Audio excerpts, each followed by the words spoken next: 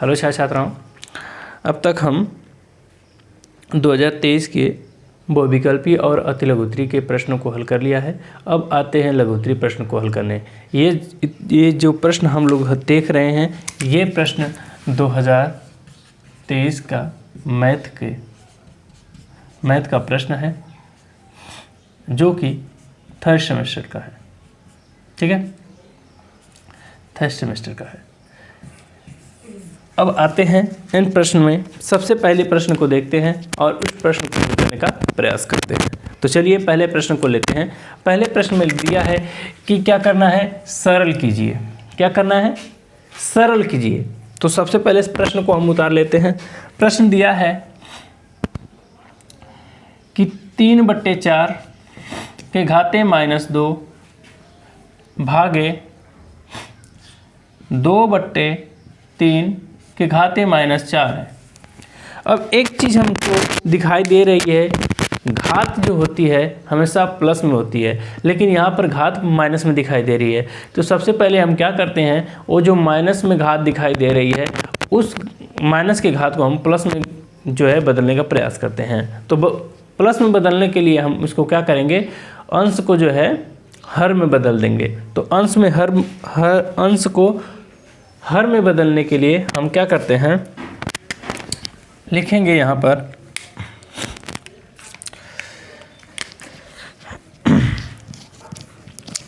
समझ में आ रहा है ना। जो प्रश्न नहीं समझ में आएगा तो पूछ लीजिएगा। अब यहाँ पर हम क्या करेंगे,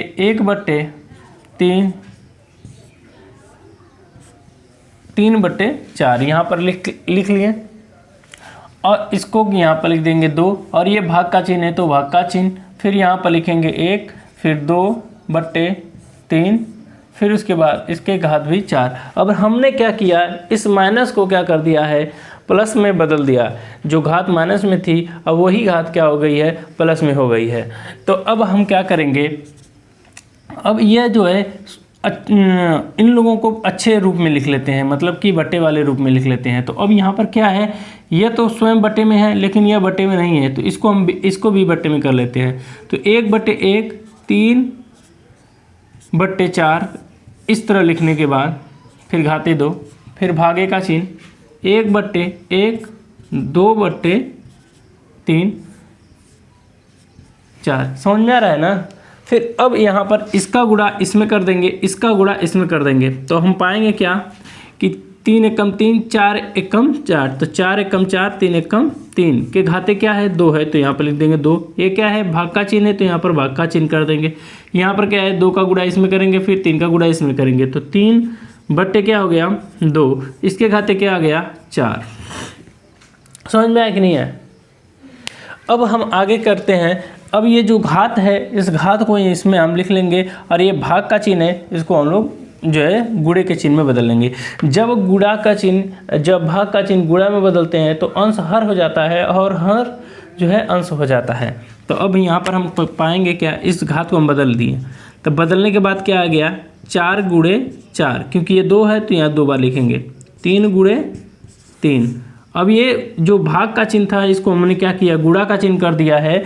तो अंश जो है, जो ये अंश था वो हर हो गया है, जो हर था वो अंश हो गया है।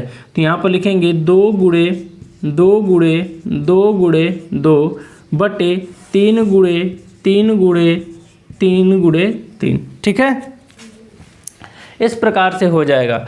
अब हम इसका क्या करते हैं, गुणा कर लेते हैं।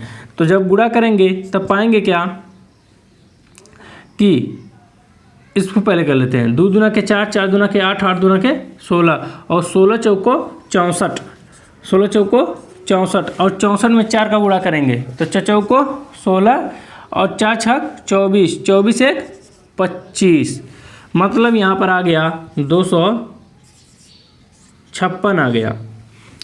ऊपर का गुणा करने के बाद आया, समझ में आया ना। और नीचे का गुणा कर लेते हैं, तो 3 3 के 9, 9 3 27, और 27 27 का गुणा जब 81 होता है, 17 का गुणा 3 में करेंगे तो 17 3 81 होता है, 7 3 के 21, 7 दूना के 2 2 6 6 7 7 1 8, मतलब 2 का ऐसे लगा था ना 81। 81 में 9 का गुणा करेंगे, ये 3 3 9 हो गया ना, तो 9 का गुणा करेंगे तो 9 1 का 9 1 का 9, फिर 9 9 8 72, तो नीचे क्या हो गया 729। अब ये जो है हमारा सरलीकरण हो चुका है, ठीक है। अब यहाँ पर हमने जो पूछा था, ये बोला था सवाल में कि 3/4 के घाते -2 भागे 2/3 के घाते -4 का सरलीकरण कीजिए, मतलब सरल कीजिए। तो हमने सरल करने के बाद हमने पाया कि 256/729 इसका सरलीकरण होगा, या मतलब सरल हो गया। समझ में आया कि नहीं है? जो आप लोगों को नहीं समझ में आया तुरंत पूछिए, ठीक है। चलिए अब हम लोग अगले प्रश्न की तरफ चलते हैं। अगला प्रश्न दिया है कि 50 आदमी एक काम को कितने दिन में करते हैं? 40 दिन में उस काम को कर सकते हैं। अगर एक काम को 50 आदमी मिलकर कर रहे हैं तो उस काम को करने में उन आदमियों को 50 आदमियों को 40 दिन का समय लगा है। बताइए कि उस 30 आदमी कितने दिन बाद हटा दिए जाए। मतलब कि जो 50 आदमी काम कर रहे थे, उस 50 आदमियों में से कितने दिन के बाद इस 30 आदमियों को हम क्या कर देंगे? निकाल देंगे। तब जो काम की संख्या जो है, काम के दिनों की संख्या बढ़ जाएगी। तब कर जाए तो शेष काम कितने दिन में ख़त्म होना चाहिए? 75 दिन में उस काम का समाप्ति होना चाहिए। समझ में आया कि नहीं आया? आ रहा है कि नहीं? देखिए, जो भी सवाल अगर आप लोगों को नहीं समझ में आ रहा है तुरंत आप लोग पूछिएगा, ठीक है। तो पहला काम में कर लेते हैं कि माना कि 30 व्यक्ति हम x दिन में जो है निकाल देंगे, मतलब हटा देंगे। यहाँ पर मान लीजिए, ठीक है, समझ में आ रहा है ना? यहाँ पर क्या लिखेंगे कि माना कि 30 वे आदमी कितने दिन? 30 आदमी को x दिन बाद हटा दिया गया,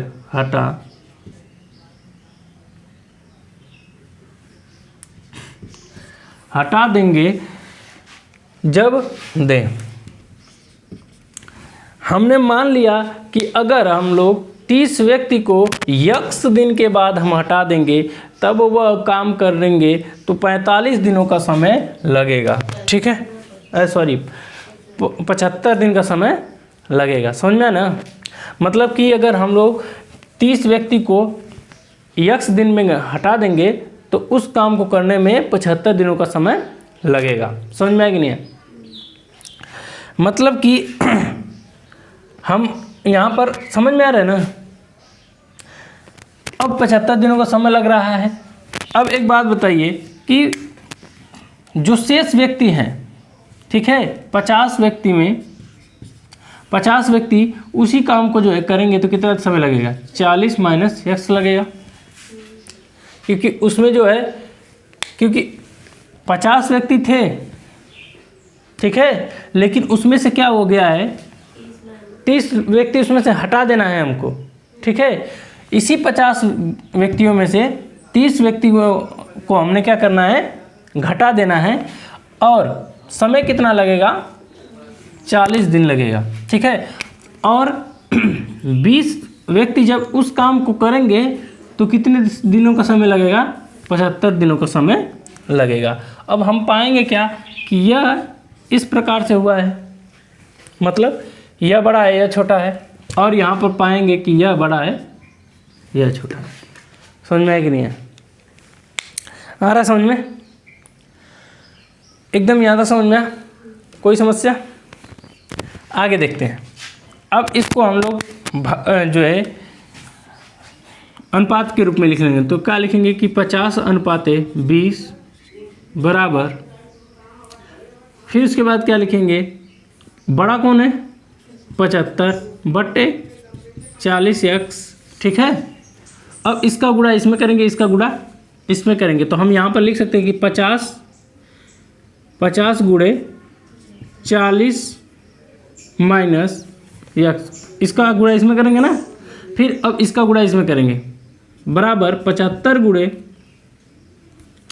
75 गुणे 20 होगा। ठीक है, अब यहाँ तक समझ में। अब इसको हम इसके नीचे ला देंगे, यह जब गुणा है, गुणा जब इधर आएगा तो क्या हो जाएगा, भाग हो जाएगा। तो 40 माइनस यक्स 75 गुणे 20/50, समझ में है कि नहीं। अब इस 0 से 0 को काट दिए, ठीक है, 5 एकम 5 और 5वां 25, मतलब कि 40 यक्स बराबर 15 गुणे 2। अब यहाँ पर हो गया 40 माइनस यक्स बराबर, अब ये इसका गुणा किया तो क्या आ गया 30, समझ में कि नहीं है। अब एक चीज़ देखिए, अब यहाँ पर इस यक्स को हम यहाँ पर बराबर की इधर ला देंगे, तो यह जो माइनस यक्स था वो क्या हो जाएगा, प्लस हो गया। अब ये 40 तो यहीं से रह गया है ना, तो 40 यहीं से रह गया, इसको यहीं से रहने दीजिए। और जब ये 30 को क्या करना है, इस साइड लाना है, जब 30 को इस साइड ला दिए हैं तो ये प्लस था, तो ये क्या हो गया, माइनस हो गया है। समझ में आया कि नहीं है। अब हमको क्या करना है, घटा देना है। तो 40 में से 30 जाएगा, कितना बचेगा, 40 में से 30 जाने के बाद बचेगा 10, समझ में। तब हम यहाँ पर लिख देंगे, क्या लिखेंगे, अतः कि, यहाँ पर लिख देंगे कि अतः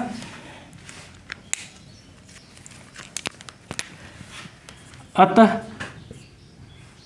30 आदमी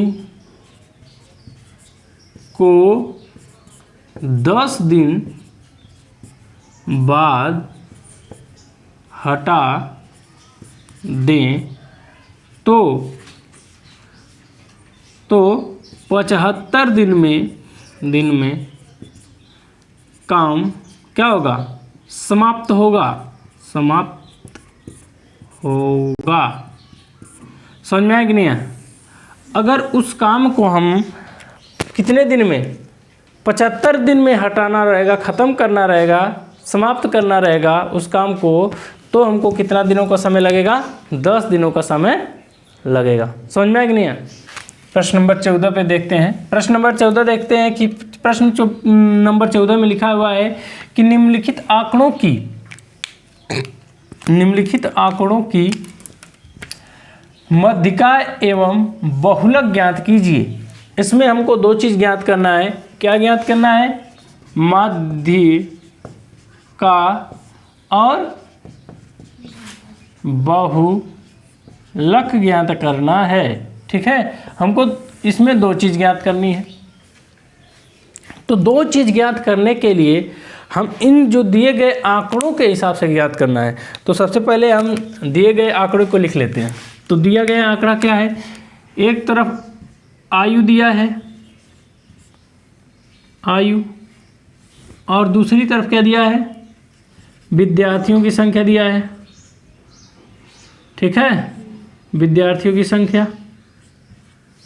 ठीक है, मतलब कि बच्चे की आय बताई गई है और उनके संख्या बताई, उनके आने की, मतलब कितने बच्चे आते हैं।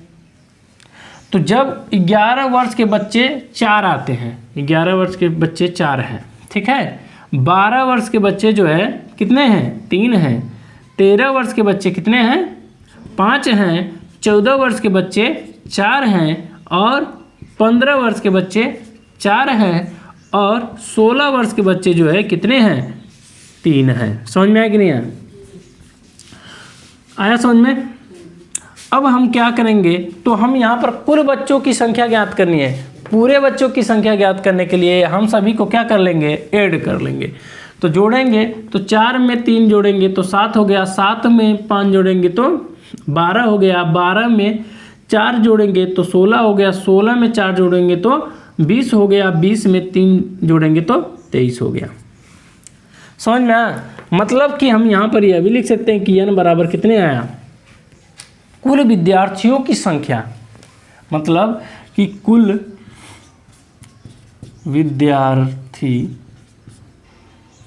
विद्यार्थी की संख्या, कुल विद्यार्थियों की संख्या कितनी है?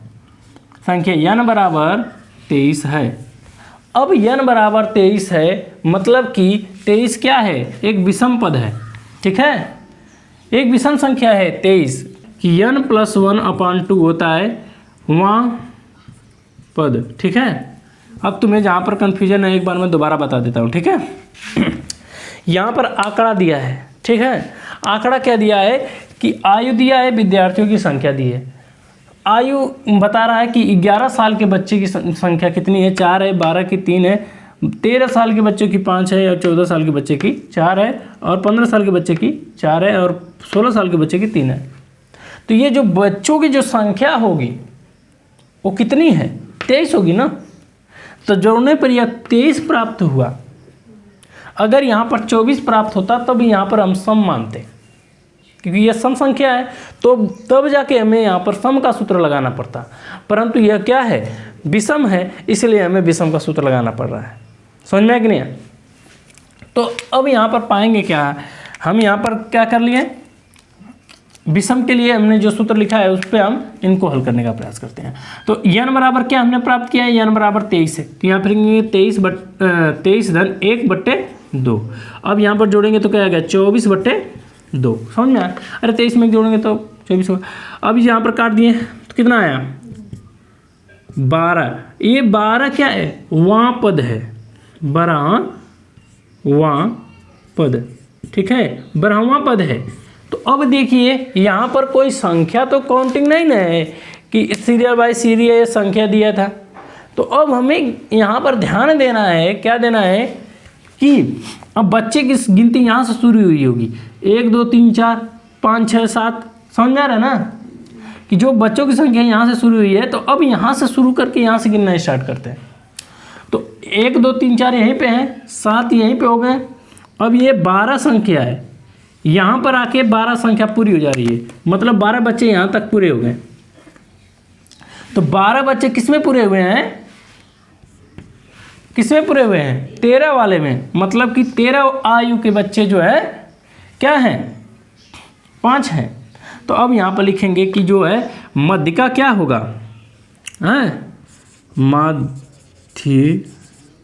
माध्यिका बराबर क्या होगा? 13 होगा, ठीक है, 13 होगा। क्यों हुआ? क्योंकि इसमें इसके बराबर आया। समझ में आया कि नहीं आया? आया कि नहीं आया? आवाज़ निकाले इस पर। आया कि नहीं आया? आया कि नहीं आया? ठीक है। उसके बाद हमारा अगला है, हमने मध्यिका को ज्ञात कर लिया, अब बारी है बहुलक को ज्ञात करने की। समझ में आया कि नहीं आया? अब क्या करते हैं? बहुलक। अब बहुलक का मतलब क्या होता है? वह संख्या जो या तो बहुत बड़ी हो सबसे, अगर सभी संख्याएं अलग अलग हैं तो उसमें देखेंगे कि वो कौन बड़ी है इसमें से। लेकिन अगर देखेंगे कि कौन सबसे ज़्यादा बार आया है, सभी लगभग एक समान जैसे हैं लगभग, और वो कितनी बार आया है, सबसे पहले देखेंगे कि वो सबसे ज़्यादा कितनी बार वो कौन आया है। तो सबसे ज़्यादा बार कौन आया है? 4 1 2 3। 4 जो है 3 बार आया है, 3 जो है 2 बार आया है, 5 1 बार आया है। तो सबसे अधिक बार आने वाली संख्या को बहुलक माना जाता है, या तो सबसे बड़ी वाली संख्या को बहुलक माना जाता है। लेकिन सबसे पहले किसको माना जाता है? जो अधिक बार आया है। तो बहुलक बराबर क्या है? 4 होगा। समझ में आया कि नहीं? जो मैं प्रश्न में दिया है, हमने सारे प्रश्नों को हल किया है 14 तक। समझ में आया कि नहीं आया? जो जहाँ पर कोई भी प्रश्न आप लोगों को नहीं समझ में आ रहा है तो आप लोग तुरंत पूछिए। समझ में आ रहा है? जो कन्फ्यूजन थी तुम्हें दूर होगी ना। किसी भी प्रश्न में आपको किसी भी प्रकार की समस्या है तुरंत आप पूछ लें, ठीक है। चलिए अगले प्रश्न की तरफ चलते हैं। अगला प्रश्न का जो है 15 वाले प्रश्न को चलते हैं। कह रहा है कि यदि एक क्रेता, अब देखिए क्रेता किसे कहते हैं? क्रेता माने खरीदने वाला है, विक्रेता माने होता है बेचने वाला। तो यहाँ पर एक क्रेता है और एक जो है शेयरधारी है। कौन है? शेयरधारी, मतलब जो शेयर को रखा हुआ है, ठीक है। मतलब कि यहाँ पर 2 व्यक्ति हैं, ठीक है। यहाँ पर कितने व्यक्ति हैं? 2 व्यक्ति हैं। एक है शेयरधारी और एक है क्रेता। यह है क्रेता और यह है शेयरधारी, ठीक है। यह है शेयरधारी। कह रहा है कि एक क्रेता एक शेयर का अंकित मूल्य 10 रुपये और बाजार का मूल्य प्रति शेयर बताता है। कितने? 50 रुपये शेयर बताता है। समझ में कि नहीं है? जो एक व्यक्ति जो है, एक क्रेता को जो शेयरधारी ने, इस शेयरधारी ने बताया कि जो अंकित मूल्य है, वो अंकित मूल्य मतलब कि यह 10 रुपये का ये शेयर खरीदा था। इस व्यक्ति को बताया कि भैया 50 रुपये का एक शेयर है। समझ में आया कि नहीं है? क्रेता को यह बताया कि भैया जो अंकित मूल्य है वो 10 रुपये है और वो जो है बाजार का मूल्य है जो आपको मैं दूंगा वो कितना का है? 50 रुपये का है। समझ में आया? मतलब कि यह मान लीजिए कि यह खरीदा 10 रुपये का और इसको बेचने जा रहा है कितने का? 50 रुपये का। समझ में आया? तो अब यहाँ पर लिख देंगे कि शेयर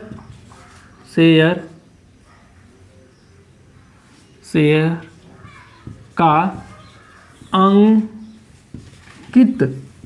अंकित, ठीक है? समझ में आ रहा है ना? अंकित मूल्य कितना है? मूल्य 10 रुपये है, 10 रुपये है। परंतु जो उसी शेयर का मूल्य जब बाजार में है, बाजार का मूल्य जो है, शेयर का बाजार, शेयर के बाजार का मूल्य है, शेयर के बाजार का मूल्य, बाजार का मूल्य क्या है? कितना है? 50 रुपये है। ठीक है? समझ में आया? और क्रेता ने उससे कितने शेयर खरीदे? 200 शेयर खरीद लिए। क्रेता ने 200 क्या कर लिए? शेयर खरीद लिए।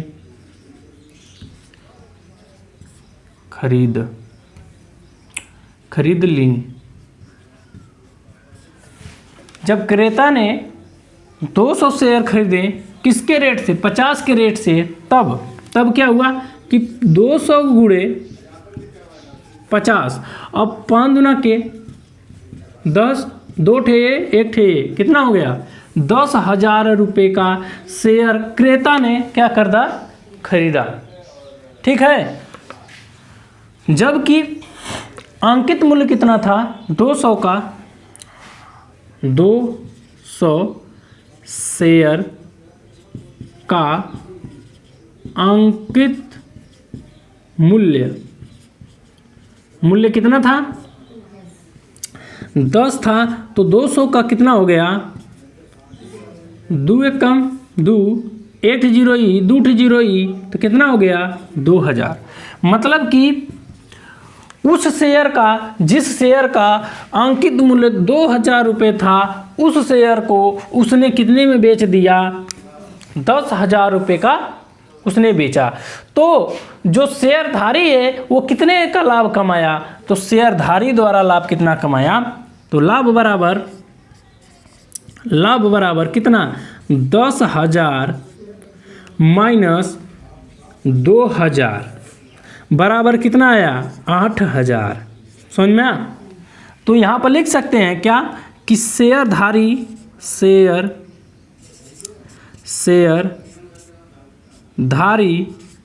ने कितने का कमाया? 8,000 का लाभ क्या किया?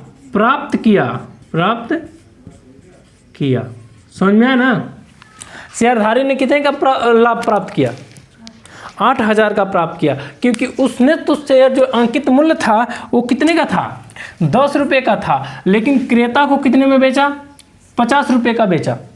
तो अब 200 शेयर का हो गया कितना? 10,000।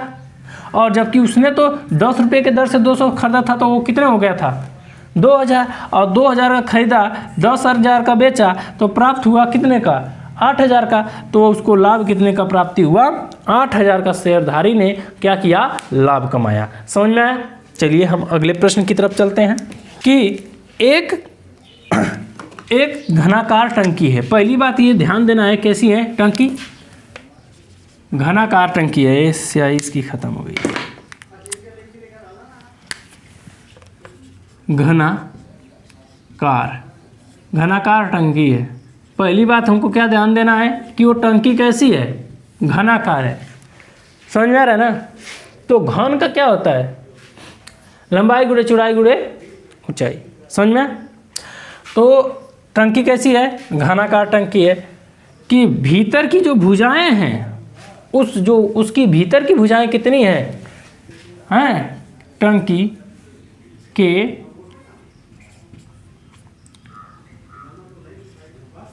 भीतर की भुजा कितने हैं, 30 सेंटीमीटर है।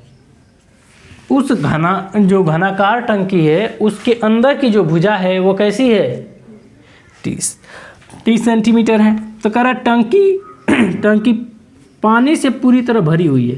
ये जो टंकी है वो कैसे है, वो पानी से पूरी तरह क्या है, भरी हुई है। और कह रहा है कि यदि उसमें से 7 लीटर पानी को क्या कर लिया जाए, निकाल लिया जाए। अब इसमें से 7 लीटर पानी को, 7 लीटर पानी को क्या कर लिया जाए, निकाल लिया जाए, निकाल लिया जाए। ठीक है। अब उसमें से मतलब उसी टंकी में से हमने क्या किया, 7 लीटर पानी को क्या कर दिया, निकाल लिया जाए। तो कह रहा है कि टंकी में जो पानी की जो ऊंचाई है, मतलब कि जो पहले तो पूरी भरी हुई थी, लेकिन अब इस समय बताओ कि वो टंकी की जो पानी की ऊंचाई कितनी है, यह बताना है। समझ में आया कि नहीं है। अब हमको उसकी ऊंचाई बतानी। मान लीजिए कि यह टंकी थी, ऐसी टंकी थी क्योंकि वो घनाकार थी। तो इस प्रकार की टंकी थी, तो ये पहले पूरी फुल थी, यहाँ तक पूरी फुल थी, यहाँ तक पूरी फुल थी। लेकिन जब हमने उसमें से 7 लीटर पानी निकाल लिया तो कुछ तो कमी हो गई होगी उसके पानी में, उसकी ऊंचाई, पानी की ऊंचाई कुछ तो कम हो गई है। तो मान लेते हैं कितना हो गई है। तो इतना कितना ऊंचाई कम हो गई है यह पता आप करना है कि अब जबकि इसकी पूरी के जो है हाइट इतनी है 30 है, यह भी 30 है, ऊंचाई भी 30 है, चौड़ाई भी 30 है, सारी चीज़ें इसकी 30 है। समझ में आएगी नहीं है। तो करेक्ट कितनी कम हो गई भाई, तो ये पता करना है। समझ में आएगी नहीं है। तो चलिए इसको पता करने के लिए हम लोग प्रयास करते हैं इसको हल करने का। ठीक है। तो सबसे पहले हम क्या करते हैं, इस टंकी का आयतन ज्ञात कर लेते हैं। ठीक है। तो हम यह पहली बात क्या है, यह है घनाकार। ठीक है। तो यहाँ पर लिख देंगे घनाकार का आयतन। घनाकार का आयतन बराबर क्या होता है, लंबाई गुणे चौड़ाई गुणे ऊंचाई। ठीक है। समझ में आया कि नहीं है। लंबाई गुणे चौड़ाई गुणे ऊंचाई होती है। समझ में है ना। अब यहाँ पर क्या करेंगे, लंबाई गुणे चौड़ाई गुणे ऊंचाई। अब यहाँ पर हम क्या करेंगे, सबसे पहले इस जो टंकी का हम आयतन ज्ञात कर लेंगे। तो टंकी के प्रत्येक भुजाएं कितनी की हैं, 30-30 सेंटीमीटर की हैं। कितनी की है, 30-30 सेंटीमीटर की हैं। तो हम क्या करते हैं, पहले इसका आयतन ज्ञात कर लेते हैं। तो पाएंगे क्या कि घनाकार टंकी का आयतन क्या होगा, 30 गुणे 30। तो यहाँ पर क्या हो गया, 3 तरीके 9 9 3 27। तो यहाँ पर लिख दिए 27। और ये 1 2 3, तो यहाँ पर लिख दिए 1 2 3। ये क्या है, घन सेंटीमीटर है। क्या है, घन सेंटीमीटर। ठीक। हमने क्या किया, उसका ज्ञात कर लिया, घनाकार आयतन का जो है सेंटीमीटर में आयतन ज्ञात कर लिया, घन सेंटीमीटर में ज्ञात कर लिया। समझ में आया कि नहीं। अब बारी है कि अब कह रहा है कि जो टंकी पूरी तरह भरी हुई थी, हमने पूरी तरह भरी होगी, जब टंकी जब पूरी तरह भरी होगी तो उस समय उसमें इतना रहा होगा। कह रहा है कि उसमें से 7 लीटर पानी को निकाल लिया गया है, जबकि वो कह रहा है, प्रश्न में दिया था कि 1 लीटर पानी बराबर, कि 1 लीटर बराबर 1000 घन सेंटीमीटर होता है। वह प्रश्न में दिया था कि भैया 1 लीटर पानी है तो उसमें कितने घन सेंटीमीटर हैं, 1000 घन सेंटीमीटर हैं। समझ में। तब अब यहाँ पर प्राप्त करेंगे क्या कि 7 लीटर पानी है। तो अब यहाँ पर 7 लीटर पानी मतलब 7 गुणे कितना 1000, तो कितना हो गया मतलब 7 गुणे 1000 करना पड़ेगा, क्योंकि एक लीटर में 1000 घन सेंटीमीटर है, तो यहाँ पर 1 से गुणा करना पड़ेगा। ठीक है, तो 7000 घन सेंटीमीटर, ठीक है, सेंटीमीटर प्राप्त हो गया। समझ में आया कि नहीं आया तक? अब हम क्या करते हैं, जितना पानी निकाले हैं इस भरी टंकी में से उसको माइनस कर लेते हैं। ठीक है, तो पूरी भरी टंकी में से हमने क्या किया 27 जो यहाँ पर पानी निकाला गया, पानी का जो है आयतन बचा पानी का, ठीक है, टंकी का बचा पानी, ठीक है, टंकी का बचा पानी कितना होगा 27,000 माइनस 7,000 होगा। ठीक है, तब पाएंगे क्या कि 20,000 घन सेंटीमीटर, ठीक है, सेंटीमीटर होगा। समझ में आ रहा है कि नहीं यहाँ तक? अब यहाँ पर बोला है कि आपने तो यह बता दिया कि कितना पानी बचा हुआ है, लेकिन आपको यह बताना है, क्या बताना है कि पानी की ऊंचाई बताना है, पानी कितना ऊंचा है यह बताना है। समझ में? तो यह कब प्राप्त होगा, जब को हमको पता है कि आयतन में, आयतन और क्षेत्रफल में क्या होता है, संबंध होता है। तो एक चीज़ देखिए, यह भी क्या है, आयतन है, यह भी आयतन है। तो अगर हम यहाँ पर प्राप्त कर लेंगे उसकी जो लंबाई और चौड़ाई सेम होगी, लेकिन ऊंचाई न कम हो गया है और बाकी तो सब सेम है। तो अब यहाँ पर क्या करेंगे करते हैं। ठीक है, अब आगे देखते हैं कि अब यहाँ पर हमको क्या करना है, लंबाई गुणे चौड़ाई गुणे ऊंचाई करनी है। तो अब यहाँ पर क्या करते हैं कि जो टंकी का जो आयतन है, ठीक है, टंकी का आयतन, टंकी का जो आयतन होता है, आयतन बराबर क्या होता है, लंबाई गुणे चौड़ाई गुणे ऊंचाई, लंबाई गुणे चौड़ाई गुणे ऊंचाई। ठीक है, यही होता है ना। और तो जबकि हमको लंबाई गुणे चौड़ाई बराबर हमको पता है क्या, लंबाई 30 सेंटीमीटर है, चौड़ाई भी कितनी है 30 सेंटीमीटर है, ऊंचाई हमको नहीं पता है, तो हम मान लेते हैं कि ये यक्स होगा।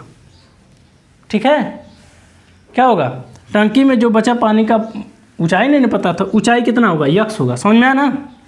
तब अब हम यहाँ पर क्या कर लेंगे, इसका गुणा करेंगे तो क्या आ गया 900 यक्स होगा कि नहीं होगा। ठीक है, और ये जो बचा पानी कितना है, इतना है ना, तो इसको क्या कर लेंगे, यक्स बराबर यह कितना, यह सभी बचे हुए पानी बराबर इतना है, तो बचा हुआ पानी कितना है 20,000 है, बट्टे में क्या कर देंगे 2, यक्स बराबर क्या आ गया 20,000, ठीक है, बट्टे क्या हो गया 900। समझ में आया कि नहीं आया? इसमें से काट दिए 0 को, बचा 200 बट्टे 9 पाएंगे, तो दुन्नवा 18, ठीक है, फिर गया 2 बचा, फिर 20 हो गया, तो फिर दुन्नवा 18, फिर वो 2 बार आएगा क्योंकि वो एक ही संख्या है। मतलब कि उसकी संख्या जो है उसकी हाइट कितनी बच गई, वो कितनी बची होगी, ये कैमरे में दिखाई दे रहा है कि यक्स बराबर 22.22 जो है उसकी ऊंचाई होगी। मतलब इतना पानी की जो है ऊंचाई क्या है, कितनी होगी, और पानी की ऊंचाई कितनी होगी 22.22 सेंटीमीटर होगी। समझ में आया कि नहीं? चलिए हम लोग प्रश्न नंबर 17 को देखते हैं और चलते हैं इस प्रश्न में क्या दिया है, इस प्रश्न को हल करने का प्रयास करते हैं। तो चलिए, चित्र में दिया है ओ वृत्त का केंद्र है, जो ये एक वृत्त है, इस वृत्त का जो केंद्र क्या है ओ है। ठीक है, इस वृत्त का केंद्र क्या है ओ है। फिर उसके बाद प्रश्न में दिया है कि कोण COA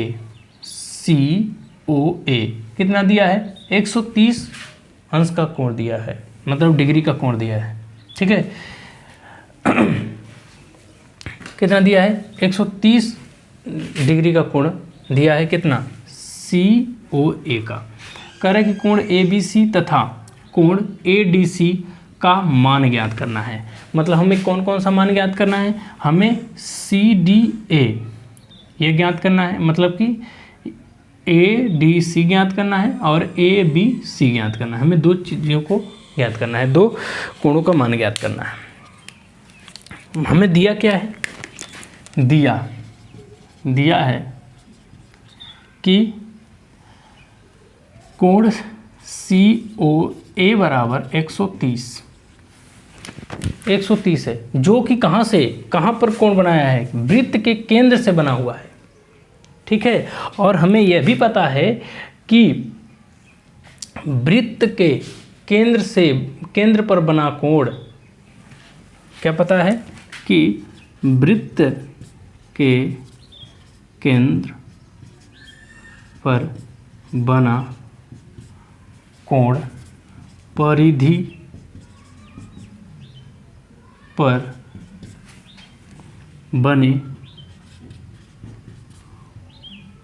बने कोण का दोगुना होता है, दुगुना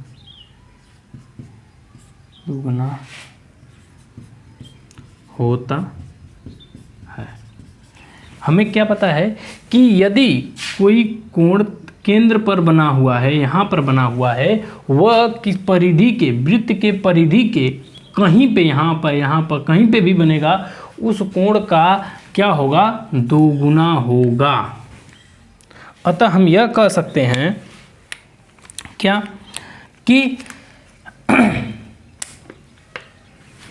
हम ये भी कह सकते हैं कि COA कोण COA बराबर दो गुना होगा किसके? CDA के क्या होगा? दो गुना होगा, ठीक है। तो चलिए, तो किसके दुगुना हुआ है? C कोण DCA या CDA जो भी है, ADCA के दोगुना होगा। हमें इसका मान पता नहीं है, परंतु इसका मान तो पता है। इसका मान क्या दिया है? COA बराबर क्या दिया है? 130 दिया है। तो यहाँ पर लिखेंगे 130 डिग्री बराबर 2 गुणे यहाँ पर क्या है? कोण ADC, ठीक है। तो अब यहाँ पर ये गुणे का चिन्ह तो ये आएगा, तो यहाँ पर क्या हो जाएगा? भाग हो जाएगा। तो कोण ADC बराबर 130 भागे 2, कट गया, कितना बचा? 2 छक्के 12, 2 पच्चे 10, 65 डिग्री का कोण बना। मतलब कि हमें प्राप्त क्या हुआ कि कोण ADC बराबर कितना आया है? 65 डिग्री कोण आया है, ठीक है। हमें यहाँ पर इसका मान पता हो गया, कितना आया है? 65 आया है, ठीक है। और हमें जो प्रश्न दिया था कि क्या बताइए, हमको बताइएगा कि कोण ABC बराबर क्या होता है, ठीक है। और हमें क्या बताइएगा कि कोण ADC बराबर क्या होगा, यह बताइएगा, जिसमें से हमने इसको बता दिया है। अब बारी है ACOP। अब हम देख रहे हैं कि यह क्या है? एक चक्र जैसा हुआ है। तो हम यह बोल सकते हैं कि कोण, ठीक है, कि कोण ADCB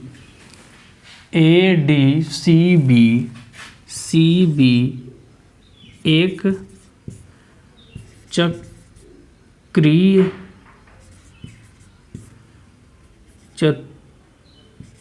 चतुर्भुज है। कोण ADCB एक क्या है? चक्रीय चतुर्भुज है। तो चक्रीय चतुर्भुज क्या कहता है कि किसी भी चक्रीय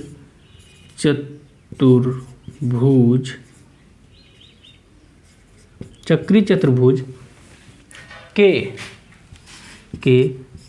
सम्मुख, मतलब सामने का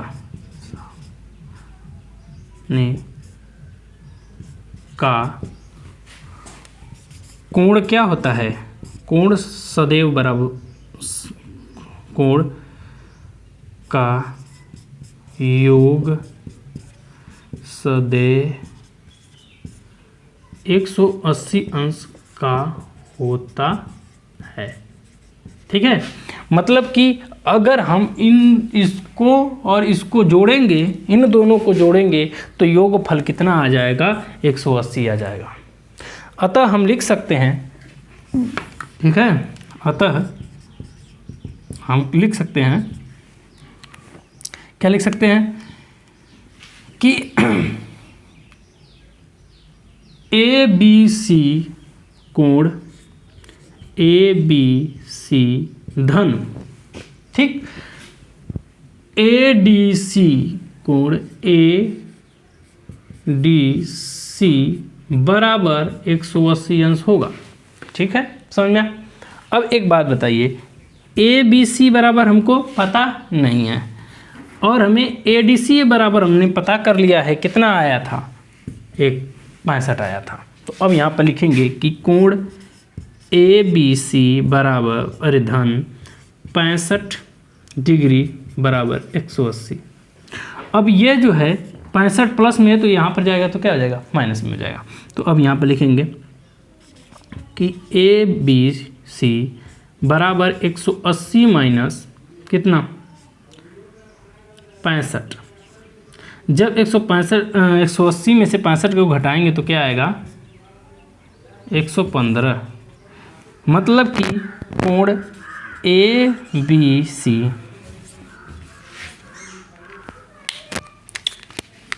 मतलब कि कोण ABC बराबर 115 डिग्री का होगा। हमें दो चीज़ें पता करनी थी, हमने दो चीज़ों को पता कर लिया। मतलब कि ABC 115 है, मतलब कि यहाँ पर हमने ABC का मान क्या पता कर लिया? 115 डिग्री आया है और इसका मान क्या आया है? 65 डिग्री आया है। ठीक है, जो दोनों चीज़ें हमने बताई है। चलिए एक बार मैं दोबारा से इसको दोहरा देता हूँ। इसका मान कितना आया है? 115। देखिए यह चीज़ हमें दो चीज़ों को पूछा है कि कह रहा है कि एक वृत्त है, वृत्त का केंद्र पर बना कोण 130 अंश का है, 130 डिग्री का है। तो बताइए ADC का कोण क्या होगा? जबकि हमको पता है कि परिधि या वृत्त के किसी बिंदु पर बना कोण वृत्त का आधा होता है, मतलब वृत्त पे बने कोण का। मतलब अब यहाँ पर हमें क्या करना है? दोगुना होगा वृत्त का कोण। तो हमने इसको यहाँ पर दोगुना करके यहाँ से पता कर लिया है। और हमें यह दिख रहा है एक चक्री चतुर्भुज। चक्री चतुर्भुज कहता है कि चक्री चतुर्भुज का कि आमने सामने का कोण क्या होता है? 180 अंश का होता है। तो 180 अंश का होता है तो हमने क्या कर दिया? इन दोनों का योग कर दिया, 180 अंश आ गया। अब इसको घटाकर यहाँ पर ला दिया है। मतलब कि हमें दोनों जो चीज़ पूछा था हमें दोनों चीज़ पता हो गई। यहाँ पर ये जो है इस प्रकार के जो प्रश्न होते हैं वो कंसेप्ट पे होते हैं, और कंसेप्ट आपको पता है तो प्रश्न बहुत जोड़ घटाना का मामला रहता है। आप अगर कंसेप्ट क्लियर है तो आपको तुरंत आ जाएगा। समझ में आप लोगों को? जिसको नहीं समझ में आए तुरंत पूछेगा। ठीक है, चलिए हम अगले प्रश्न की तरफ चलते हैं और प्रश्न क्या दिया है इस प्रश्न को देखते हैं और समझते हैं और इस प्रश्न को हल करते हैं। प्रश्न नंबर 18 दिया है, 17 हमने हल कर दिया और बारी 18 की है। तो 18 में दिया है कि 16,000 का 10% वार्षिक ब्याज की दर से वार्षिक ब्याज क्या है? यहाँ पर मूलधन लिखे। जो प्रश्न दे रहा है उसको लिखते चलते हैं। क्या दिया है? मूलधन जो है, मूलधन क्या है? 16,000 रुपये। ठीक है, मूलधन कितना है? 16,000 रुपये है। कह रहा है कि जो है उसका वार्षिक जो ब्याज है, मतलब साल भर में जो वार्षिक ब्याज लग रहा है वह 10% की दर से लग रहा है। मतलब जो दर है वह 10% का लग रहा है। जो वार्षिक ब्याज है वो कितने परसेंट का वार्षिक ब्याज का दर लग रहा है? 10% का ब्याज लग रहा है। कितने वर्षों के लिए है ये जो ब्याज लग रहा है? 1/2 का, मतलब जो समय है, समय कितने का लगा, 1/2 वर्ष का समय लगा। कह रहा है तो इस क्या ज्ञात करना है, चक्रवृद्धि ब्याज ज्ञात करना है। क्या ज्ञात करना है, चक्रवृद्धि ब्याज ज्ञात करना है। हमें दो यही एक चीज़ क्लियर होनी चाहिए, चक्रवृद्धि ब्याज। चक्रवृद्धि ब्याज का सूत्र क्या होता है कि चक्रवृद्धि ब्याज का सूत्र क्या होता है,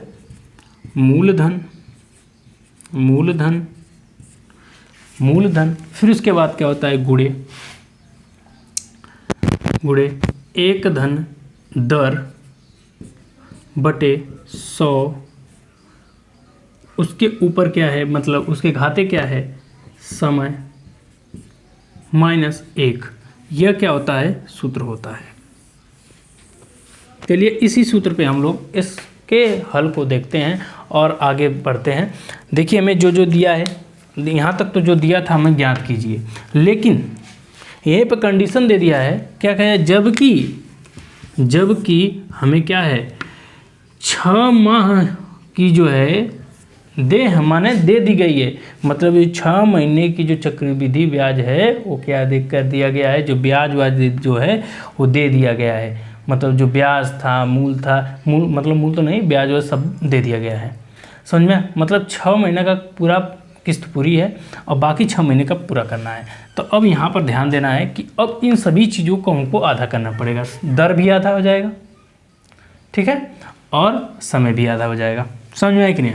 अब दर आधा का मतलब क्या हो गया, 10/2 आ गया, कितना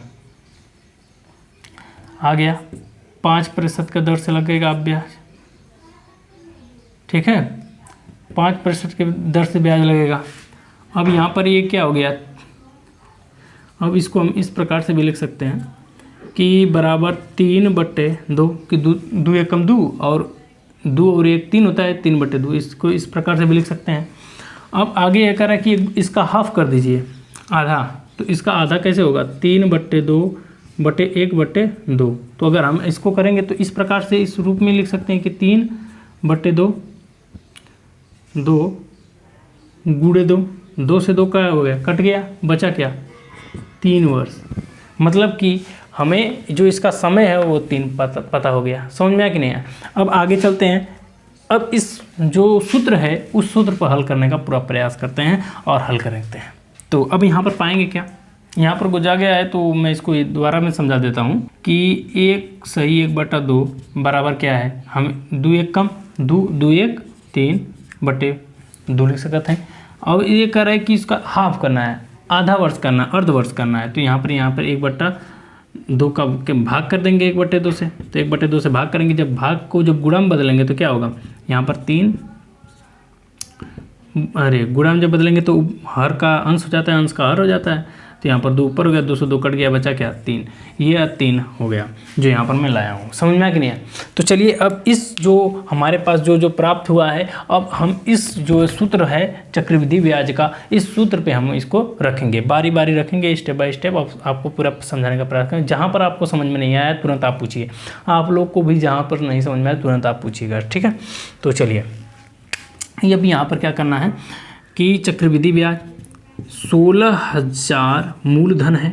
फिर कह रहा है कि एक धन, जो सूत्र में बोला है, एक धन दर कितना है, 5 वर्ष है। फिर बट्टे में क्या है, 100 वर्ष है। फिर कह रहा है इसका क्या करिएगा, होल स्क्वायर करिएगा, ठीक है। यहाँ पर क्या करिएगा, होल स्क्वायर। यहाँ पर देखिए, यहाँ पर कोष्टक में डाल रहा हूँ, आप लोग डाल दीजिएगा, ठीक है। होल स्क्वायर कह रहा है, होल स्क्वायर, होल समय। तो होल समय क्या है, यहाँ पर समय कितना है, 3 है, तो यहाँ पर लिखेंगे 3। फिर यहाँ पर माइनस का चिन्ह है तो माइनस का चिन्ह 1 है तो 1, यहाँ पर कोष्टक बंद। समझ में कि नहीं। अब यहाँ पर आगे हम देखेंगे तो आगे अब देखेंगे तो पाएंगे क्या, 16,000 तो 16,000 यूँ का यूँ रह गया। अब ये क्या है, 5 से कट जाएगा 20 बार में, मतलब हम 1 + 1/20 लिख सकते हैं। कोष्टक में, इसके पूरे कोष्टक में क्या है, 3 है तो 3 लिख देंगे, इसको ये तक कर देंगे, ठीक है। फिर अब देखेंगे हमारे पास क्या आया,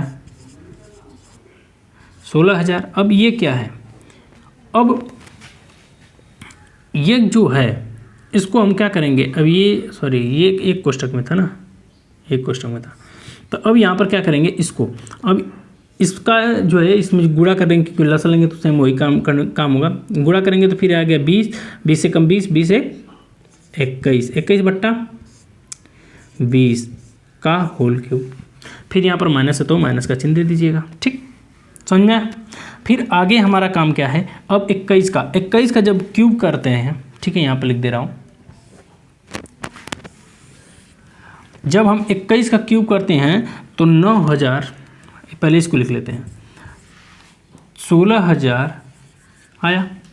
जब इसका 21 का क्यूब करेंगे तो 21 का क्यूब करेंगे तो 9261 आता है, 9261 आया। और जब 20 का क्यूब करेंगे तो 2 दूना 4, 4 दूना के 8 हो गया, और जो 0 है वो 3 बार हो जाएगा। ठीक है, अब आगे क्या है, आगे यही चीज़, यहाँ तक तो सब समाप्त हो गया, कोष्टक हट गया। अब बारी है अब इसकी माइनस की, तो -1 है तो यहाँ पर लिख दीजिएगा -1। ठीक, यहाँ तक समझ में आया। अब आगे चलते हैं, आगे देखते हैं तो हम पाएंगे कि ये 16 तो ऐसे ही रह गया, 16000। अब यहाँ पर लेंगे तो ये क्या है, 9261 माइनस, अब इसका लसा लेंगे तो ये आ गया कितना, 8000 आ गया। 8000 बट्टे क्या है, 8000। ठीक है, कोष्टक बंद। ठीक है, समझ में आ रहा है कि नहीं आ रहा है। अब इसको जब घटा देंगे तो 9261 में से 8000 घटा देंगे तो क्या बचेगा, 1000। ये 16 तो 16 यही तक रहने दीजिएगा। ठीक है, तो 16000, ठीक है, 16000 गुणे, अब इसको घटा दिए, इसको इससे घटा दिए तो क्या बचेगा, 1261 बटे में क्या आ गया, ये 8000 तो वही तक रह गया ना, 8000। अब एक बात बताइए, 8000 का गुणा जब 2 बार करेंगे तो 16000 आ जाएगा, तो 2 आ गया। अब यहाँ पर क्या बचा, 2 गुणे 1261 आ गया। जब इसका गुणा करेंगे तो अब यहाँ पर क्या आएगा, 2 1 कम 2, 2 छक्के 12, फिर उसके बाद आ गया 2 दूना के 4, और 4 1 5 हो गया, तो 5, फिर ये 2 1 कम 2, 2522। ठीक है, अब हमें यह जो प्राप्त हुआ है 2522 प्राप्त हुआ है, मतलब उसे कितना का ब्याज देना, चक्रवृद्धि ब्याज कितना होगा, उसका चक्रवृद्धि ब्याज 2522 होगा। ठीक है, ये कह रहे हैं कि चक्रवृद्धि ब्याज ज्ञात कीजिए, तो यहाँ पर हम लिख सकते हैं कि चक्रवृद्धि